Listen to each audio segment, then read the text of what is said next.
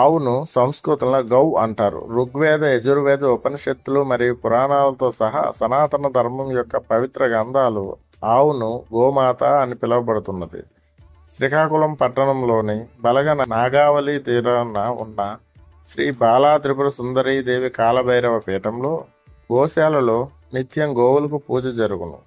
గోవు యొక్క వృష్ఠభాగం నందు కాస్త పసుపు కుంకుమను వేసి నమస్కారం పెడితే లక్ష్మీదేవి వెంటనే ప్రసన్నురాలవుతుంది. లక్ష్మీదేవి ఉండే స్థానములు 5.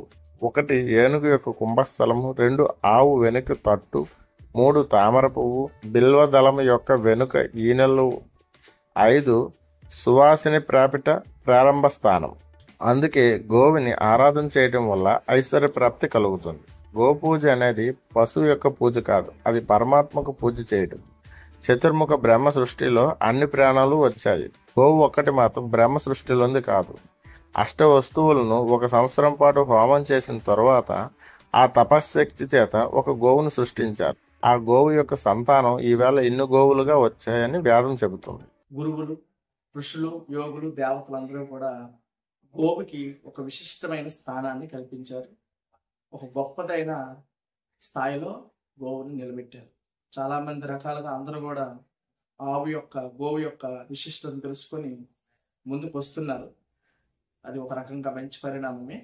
కానీ నా ఉద్దేశం ఏంటంటే, మన పూర్వీకులు ఏం చేసినా, మన పెద్దలు, యోగులు, ఋషులు మన ధర్మంలో ఏదైనా ఒక గొప్ప విషయం ఇది గొప్పది అని చెప్పుకుంటే వాళ్ళ యోగ దృష్టితో, ధ్యాన దృష్టితో ఎంతో లోతుగా చూసి చాలా గొప్పదైంది అని అన్నప్పుడే అనేక రకాలుగా వాళ్ళు నిర్ణయించుకున్న తర్వాతే ఇది మనకి ఒక ఆచారంగా, మనకి ఒక సాంప్రదాయంగా, ఒక ధర్మంగా దాన్ని పెట్టారు. కాబట్టి వాళ్ళు గోవు కోసం మనకంటే ఎక్కువగా విశ్లేషణ చేసిన తర్వాతనే, మనకంటే ఎక్కువగా దాని యొక్క ఔన్నిత్యం తెలుసుకున్న తర్వాతనే మనకి గోవు పూజకి, అదేవిధంగా మన ఇంటి ముందు ఉండే మహాలక్ష్మి స్వరూపంగా గోవుని నిర్ణయించి పెట్టున్నారు.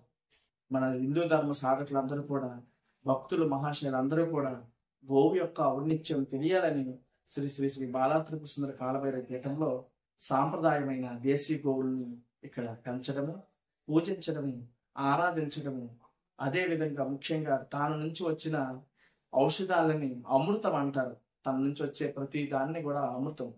గోవు నుంచి వచ్చే నెయ్యిని అమృతంగా చెప్పొచ్చు. శ్రీకృష్ణ భగవంతుడు గోపూజ చేసి మనకు ఒక తరుణోపాయం చూపారు. అందుకే గోపూజ చేసిన వారికి మోక్షం సులభ సాధ్యమవును. గోవు సమస్త దేవతా స్వరూపము. ఉదయాన్నే లేచి గోమహత్యం పఠిస్తే సకల పాపాలు తొలగిపోతాయి. మధ్యాహ్న కాలంలో పఠిస్తే 1000 గుళ్ళలో దీపారాధన చేసిన ఫలితం కలుగుతుంది. రాత్రిపూట పఠిస్తే యమబాధలు ఉండవు. సంధ్య వేళలో గోమహత్యం పఠించిన వారికి ఇంటికి శ్రీ మహాలక్ష్మి స్వయంగా విచ్చేస్తుంది. కాలరాత్రి వేళ గోమహత్యం పఠిస్తే కాలయమును భయం దూరం అవుతుంది. నిత్యము గోమహత్యం పఠించిన వారికి నిత్యము చేసిన పాపాలు దూరం అవుతాయి. విన్నవారికి విష్ణులోకము, చెప్పిన వారికి పుణ్యలోకం ప్రాప్తిస్తాయి. కావున మనం అందరం గోమహత్యమును పఠించి పుణ్యలోకాలు ప్రాప్తించేలా చేసుకుందాం. ఇక్కడ మన అందరం కూడా తాగే అమృతం ఏదైనా ఉందంటే ఆవు క్షీరము నుంచి మనము మదించగా వచ్చిన అమృతము నెయ్యి, గోవు ఘృతము అంటారు దాన్ని. అది విశేషమైన ఆరోగ్యప్రదంగా మనకు ఉపయోగపడుతుంది. దీపారాధన చేయడం వల్ల గోవు నెయ్యితో, గోఘృతంతో మనం దీపారాధన చేస్తే ఇంటిలో మన గృహం ఒక దేవాలయంగా మారుతుంది. ఇల్లు అంతా కూడా ఒక దైవిక శక్తితో, ప్రాణశక్తితో ప్రశాంతమైన వాతావరణం నెలకొంటుంది.